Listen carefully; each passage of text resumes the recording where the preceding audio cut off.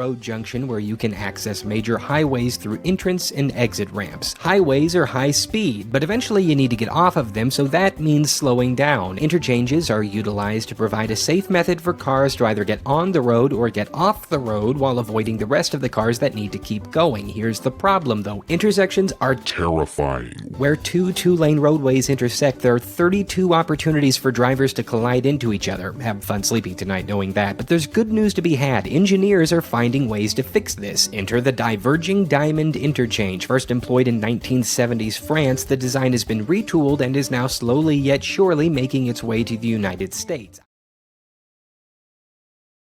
Springfield is the perfect mass transit guinea pig. It's a former small town with a growing population that has the perfect mix of back roads and multi-lane monstrosities. Traffic fluctuates depending on whether college is in session or not, and on top of that, being smack dab in the middle of Tornado Alley means our fair city can be used to test the latest and greatest traffic innovations against a variety of elements. The first Diverging Diamond interchange in America was opened here on June 21st, 2009 at Kansas Expressway and Interstate 44.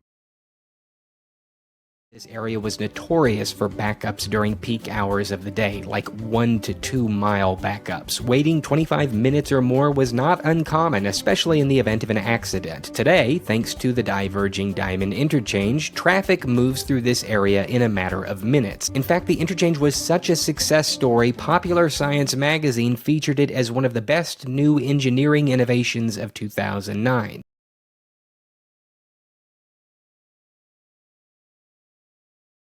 This is the intersection of National Avenue and James River Freeway, two high-traffic roads that have tons of congestion during peak hours, thanks in part to the nearby hospitals, which account for a large portion of Springfield's employees. This is what it looks like when you're driving down National and you cross over James River. Taking a right onto the freeway seems pretty straightforward, but driving straight through involves crossing over to a completely different side of the road and heading down a windy path of windiness. All of this looks and feels terribly confusing the first time you do it. The tilted traffic lights in the middle here made me freak out the first time I drove past them, yet for whatever reason, when you follow the dotted line, you're not sure why it works, but it just does. Things look like a convoluted mess of lines, lights, and barriers from the ground, but when you take to the skies, things become a bit clearer. Here's a quick mock-up of how things worked before the new system.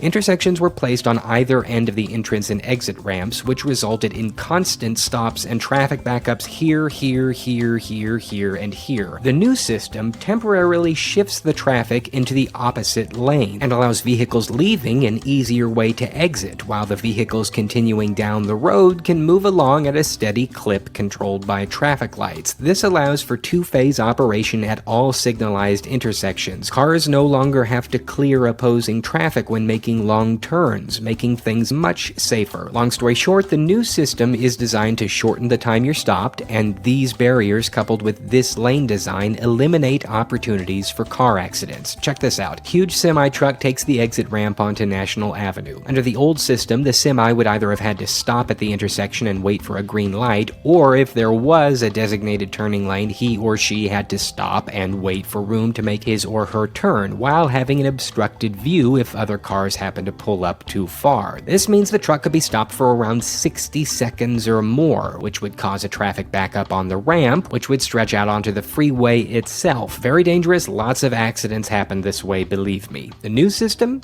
he yields for a few seconds, and he's on his way.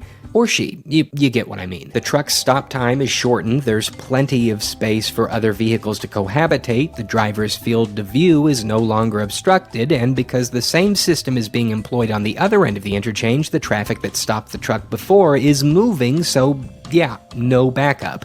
By the way, I love this. Check out how easy it is for big rigs to make a left onto the highway now.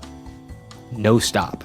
Easy visibility, and they've eliminated the possibility of accidents from oncoming traffic because there is no oncoming traffic. That's been shifted to the other side of the road. Flip the pic around and you'll see the benefits go both ways. Now maybe this makes sense to you, maybe it doesn't, but let's address the biggest complaint naysayers seem to have about this design, namely it's too confusing to know what to do. It really isn't.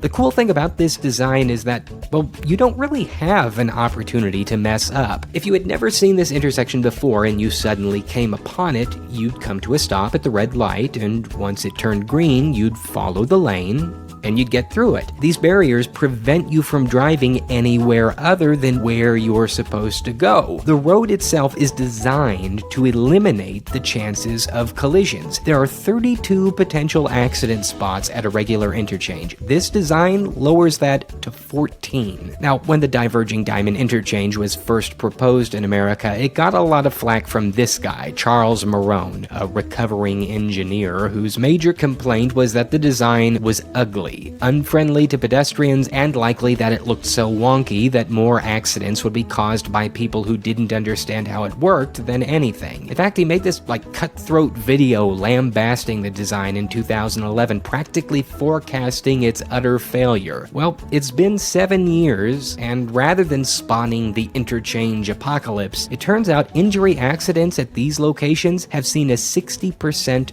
drop.